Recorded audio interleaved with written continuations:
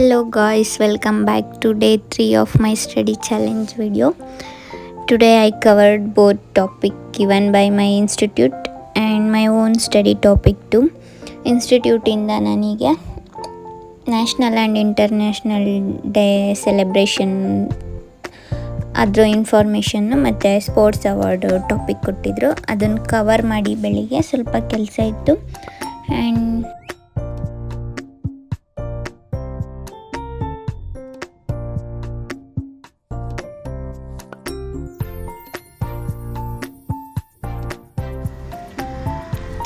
ಇವತ್ತು ಕೂಡ ನಾನು ಇಷ್ಟನ್ನೇ ಓದಿದೆ. ಅದರಲ್ಲಿ ಸಿಂಧು ನಾಗರಿಕತೆ ಬಗ್ಗೆ ಓದಿದೆ. ಅದು ಎಷ್ಟು ಓದಿದ್ರೂ ತುಂಬ ಇಂಟ್ರೆಸ್ಟ್, ಇನ್ನೂ ಓದಬೇಕು ಅಂತ ಅಷ್ಟು ಚೆನ್ನಾಗಿದೆ.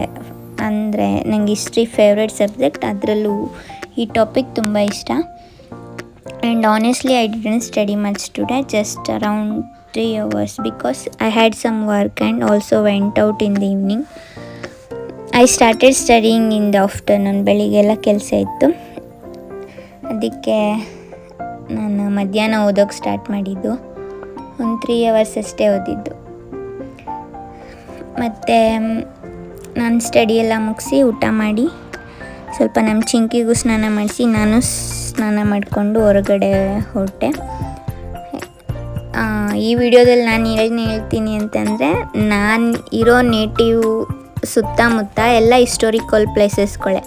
ಆ ಹಿಸ್ಟೋರಿಕಲ್ ಪ್ಲೇಸಸ್ ಎಲ್ಲ ನನ್ನ ಎಕ್ಸಾಮಲ್ಲಿ ಓದೋ ಅಂಥದ್ದೇ, ಸ್ಕಿಪ್ ಮಾಡೋ ಅಂಥ ಪ್ಲೇಸಸ್ ಯಾವುದೂ ಇಲ್ಲ. ಇವನ್ ನನ್ನ ನೇಟಿವ್ ಕೂಡ, ಅದು ಕ್ಯಾತನಹಳ್ಳಿ ರಾಮಣ್ಣ ಅನ್ನೋರು ಲಕ್ಷದ್ವೀಪ ಅಂತ ಹೇಳ್ತಾರಂತೆ. ಅಂದರೆ ನಮ್ಮದು 4 ಕಡೆನೂ ನೀರಿಂದ ಸುತ್ತುವರೆದಿದೆ, ಅದೇನೋ ಬುಕ್ ಬರೆದಿದ್ದಾರೆ ಅಂತ ಅವಾಗಿಂದನೂ ಗೊತ್ತಿದೆ ನನಗೆ. ಆ್ಯಂಡ್ ನಮ್ಮ ನೇಟಿವ್ ಸುತ್ತಮುತ್ತ ಯಾವ ಥರ ಅಂದರೆ ಕನ್ನಂಬಾಡಿ ಕಟ್ಟೆ ಇದೆ, ಬೃಂದಾವನ್ ಗಾರ್ಡನ್ ಇದೆ, ಶ್ರೀರಂಗಪಟ್ಟಣ ಇದೆ, ಮೇಲ್ಕೋಟೆ ಇದೆ, ಆ್ಯಂಡ್ 22-23 ಕಿಲೋಮೀಟರ್ ನಿಯರ್ ಮೈಸೂರು ಇದೆ. ಎಲ್ಲ ಹಿಸ್ಟೋರಿಕಲ್ ಪ್ಲೇಸಸ್ಸೇ. ಕನ್ನಂಬಾಡಿ ಕಟ್ಟೆ ಅಂತ ಬಂದರೆ ನಮ್ಮ ಪಾಂಡುಪುರ ತಾಲೂಕಲ್ಲೇ ಇದೆ. ಅದು 1911 ಅದನ್ನು ಕಟ್ಟೋಕ್ಕೆ ಸ್ಟಾರ್ಟ್ ಮಾಡ್ತಾರೆ. 1931 ಅದು ಕಂಪ್ಲೀಟ್ ಆಗುತ್ತೆ. ಇದು ಪ್ಲ್ಯಾನಿಂಗ್ ಬಂದು ವಿಶ್ವೇಶ್ವರಯ್ಯ ಅವ್ರದ್ದು. ಆ್ಯಂಡ್ ಅದಕ್ಕೆ ಹೆಸರಿಟ್ಟಿರೋದು KRS ಕೃಷ್ಣರಾಜ ಒಡೆಯರ್ ಅವ್ರ ಹೆಸರಿಟ್ಟಿರೋದು. ಕಾವೇರಿ ನೀರಾವರಿ, ಇದು ನಮ್ಮ ಸುತ್ತಮುತ್ತ ಡಿಸ್ಟಿಕ್ ಅವರಿಗೆಲ್ಲ ನೀರಿಗೆ ಯೂಸ್ಫುಲ್ ಆಗುತ್ತೆ. ಆ್ಯಂಡ್ ಬೃಂದಾವನ್ ಗಾರ್ಡನ್ ಆ್ಯಕ್ಚುಲಿ ನಾನು ಅಂದ್ಕೊಂಡಿರೋ ಪ್ರಕಾರ 70% ಆಫ್ ದಿ ಪೀಪಲ್ಗೆ ಬೃಂದಾವನ್ ಗಾರ್ಡನ್ ಕಟ್ಟಿದ್ದು ವಿಶ್ವೇಶ್ವರಯ್ಯ ಅವರು ಅಂತಲೇ ಅಂದ್ಕೊಂಡಿರ್ತಾರೆ. ನಾನು ಹಂಗೆ ಅಂದ್ಕೊಂಡಿದ್ದು, ಬಟ್ ಇಲ್ಲಿ ಓದೋಕ್ಕೆ ಅಂತ ಸ್ಟಾರ್ಟ್ ಮಾಡಿದಾಗ ಗೊತ್ತಾಗಿದ್ದು ನನಗೆ ಯಾರು ಕಟ್ಟಿದ್ದು ಅಂತ. ಬೃಂದಾವನ್ ಗಾರ್ಡನ್ ಬಂದು ಸರ್ ಮಿರ್ಜಾ ಇಸ್ಮಾಯಿಲ್ ಅವರು ಕಟ್ಟಿದ್ದು. ಅವರು ಆಗ ಮೈಸೂರು ದಿವಾನರು. ಆ ಟೈಮಲ್ಲಿ ಇದನ್ನು ಕಟ್ತಾರೆ. ಪ್ಲ್ಯಾನಿಂಗ್ ಬಂದು ಜರ್ಮನಿಯಿಂದ ಕರೆಸಿ ಗುಸ್ತವ್ ಹರ್ಮನ್ ಕುಂಬಿಗೆಲ್ ಅಂತೇನೋ ಬರುತ್ತೆ, ಅವರಿಂದ ಪ್ಲ್ಯಾನಿಂಗ್ ಇರುತ್ತೆ. ಇದನ್ನು ಅಷ್ಟೇ 1927 ಸ್ಟಾರ್ಟ್ ಮಾಡ್ತಾರೆ. ಮತ್ತು 1932 ಇದು ಕಂಪ್ಲೀಟ್ ಆಗುತ್ತೆ. 60 acres ಇದೆ. ಇದು ಇನ್ನೊಂದು ತಿಳ್ಕೊಳ್ಳಿ, ಅದೇ ಮೇಯ್ನ್ ಬೃಂದಾವನ್ ಗಾರ್ಡನ್ ಕಟ್ಟಿದ್ದು ವಿಶ್ವೇಶ್ವರಯ್ಯ ಅವರಲ್ಲ, ಸರ್ ಮಿರ್ಜಾ ಇಸ್ಮಾಯಿಲ್ ಅವರು. ಕನ್ನಂಬಾಡಿ ಕಟ್ಟೆ ಕಟ್ಟಿದ್ದು ಅಂದರೆ ಪ್ಲ್ಯಾನಿಂಗು ವಿಶ್ವೇಶ್ವರಯ್ಯ ಅವ್ರದ್ದು. ಇನ್ನು ಶ್ರೀರಂಗಪಟ್ಟಣ ಅಂತ ಬಂದರೆ 4 ಆಂಗ್ಲೋ ಮೈಸೂರು ಯುದ್ಧ ನಡೆಯುತ್ತೆ. ಅದರಲ್ಲಿ ಕೊನೆ ಯುದ್ಧದಲ್ಲಿ ಟಿಪ್ಪು ಮರಣ ಹೊಂತಾನೆ. 3ನೇ ಯುದ್ಧದಲ್ಲಿ ಅವನು ಬ್ರಿಟಿಷರ ವಿರುದ್ಧ ಸೋತಿ ಅವ್ರ ಮಕ್ಕಳನ್ನೆಲ್ಲ ಅಡ ಇಡ್ತಾನೆ. ಈಗಲೂ ತುಂಬ ಪ್ಲೇಸಸ್ ಇದೆ. ಅವನು ಬ್ರಿಟಿಷರು ಯುದ್ಧಕ್ಕೆ ಅಂತ ಬಂದಾಗ ಅವನು ಯಾವುದರಲ್ಲಿ ಸುರಂಗ ಮಾರ್ಗದಲ್ಲಿ ಅರಮನೆವರೆಗೂ ಸುರಂಗ ಮಾರ್ಗ ಇದೆ ಅಂತೆ, ಅಲ್ಲಿಂದ ತಪ್ಪಿಸ್ಕೊಂಡಿದ್ದು ಎಲ್ಲ ಇದೆ. ಅದು ಶ್ರೀರಂಗಪಟ್ಟಣ ಬಂದು ಕಾವೇರಿ ನದಿಯ ಬಲದಂಡೆಯಲ್ಲಿರೋದು. ಆ್ಯಂಡ್ ಮೇಲ್ಕೋಟೆ ಬಂದರೆ ಅದು 12ನೇ ಶತಮಾನದಲ್ಲಿ ವಿಜಯನಗರ ಸಾಮ್ರಾಜ್ಯ ಅವರ ಕಾಲದಲ್ಲಿ ಅದು ಬಿಲ್ಟ್ ಆಗಿರೋದು. ಅಲ್ಲಿ ಶಾಸನ ಕೂಡ ಇದೆ, ಸ್ಟಿಲ್ ಈಗಲೂ ಶಾಸನ ಇದೆ. ಮತ್ತು ಮೇಲುಕೋಟೆಯಲ್ಲಿ ಒಂದು ಉದ್ಯಾನವನವೂ ಇದೆ. ಅದು ಬಿಟ್ಟರೆ ನಿಯರ್ ಮೈಸೂರು ನಮಗೆ 23 ಕಿಲೋಮೀಟರ್ ಆಗುತ್ತೆ. ಅದು ಮೈಸೂರು ಅಷ್ಟೇ.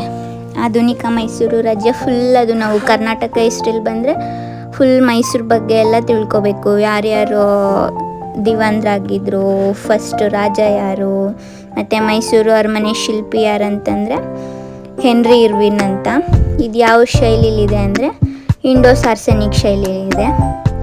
ಹೀಗೆ ನಾವಿರೋ ಸುತ್ತಮುತ್ತ ಪ್ಲೇಸಸ್ ಎಲ್ಲ ಹಿಸ್ಟೋರಿಕಲ್ ಪ್ಲೇಸಸ್ಸು ಎಲ್ಲವೂ ಎಕ್ಸಾಮಿಗೆ ಬರುತ್ತೆ, ಒಂದು ಪ್ಲೇಸಸ್ಸು ಸ್ಕಿಪ್ ಆಗಲ್ಲ.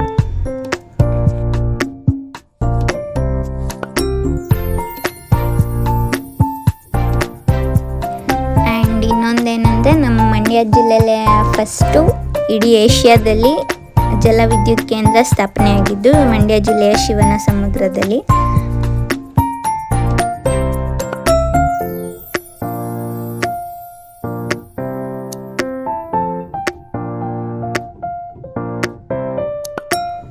ಹೀಗೆ ನಾನಿರೋ ಪ್ಲೇಸಸ್ಸೇ ನಾನು ಅಲ್ಲಿ ಆ ಪ್ಲೇಸಸ್ಸಿಗೆ ಹೋದಾಗ ಇದೆಲ್ಲ ನಾನು ಓದಿರೋದೆಲ್ಲ ನೆನಪಿಸ್ಕೊತಾ ಇರ್ತೀನಿ, ಜಸ್ಟ್ ರೀಕಾಲ್ ಅಷ್ಟೇ. ಆ್ಯಂಡ್ ಇವತ್ತು ಕೂಡ ಹಿಸ್ಟ್ರಿನ ಓದಿದೆ, 4 ಚಾಪ್ಟರ್ ಕಂಪ್ಲೀಟ್ ಮಾಡಿದ್ದೀನಿ ಮಧ್ಯಾಹ್ನ. ಈಗ ಇದು ವಿಡಿಯೋ ಎಲ್ಲ ಅಪ್ಲೋಡ್ ಮಾಡಿ ನೈಟ್ 1-2 ಅವರ್ಸ್ ಆದರೂ ಓದ್ತೀನಿ. ಇವತ್ತು ಜಾಸ್ತಿ ಓದಿಲ್ಲ, ಅಲ್ಲ ಕೆಲಸ ಇತ್ತು. ನಿದ್ದೆ ಬರೋವರೆಗೂ ಒಂದು 4 ಚಾಪ್ಟರ್ ಕಂಪ್ಲೀಟ್ ಮಾಡ್ತೀನಿ.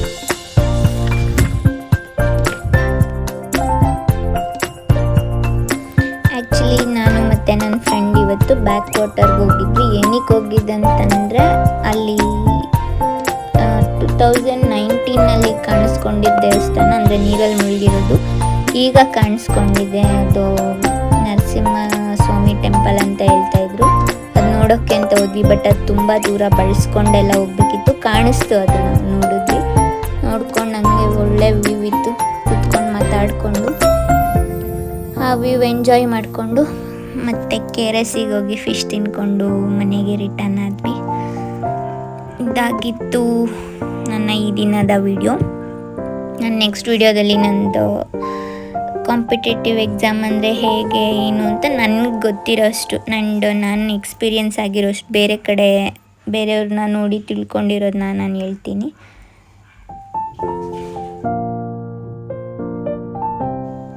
That's all for day 3 video. Slow progress but still moving forward. See you in the next video. Bye bye.